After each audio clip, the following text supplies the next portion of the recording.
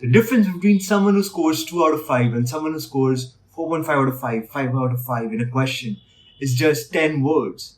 These are the 10 words you have not been told, and this person knows, and he knows how to impress the teacher or the professor because the professor wants to see these words. This is the words he's waiting for. So I'm here to tell you these words. And let's start today with Ewing Sarcoma, another bone tumor. We have done 2 videos, osteosarcoma and giant cell tumor, and this is the 3rd video on Ewing Sarcoma. So what are the 5 most key points here? First, start with introduction.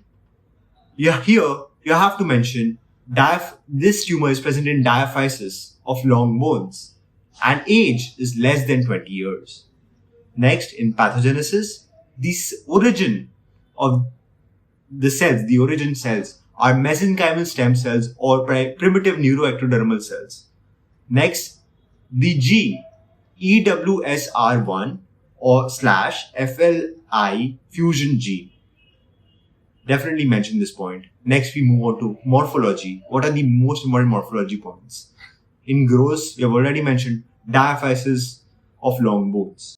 Microscopy mein, there are 4 points. Homer-right rosettes, sheets of uniform small round cells, scant cytoplasm, and geographic necrosis. Next, radiology, the most important. Onion skin appearance and moth-eaten appearance. Another question I was asked in my viva, this professionals, and it was definitely impressive to the teachers when I answered.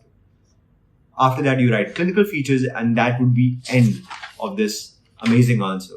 So what are the 5 most important points? Diaphysis, less than 20 years, EWSR1, FLI1, fusion gene, Homer-right rosettes, geographic necrosis, onion skin appearance, moth-eaten appearance. That's it. That's all you require to go from 2 to 4, 4 out of 5, 4.5 out of 5 in your next professional exams. Thank you, and I'll see you in the next video.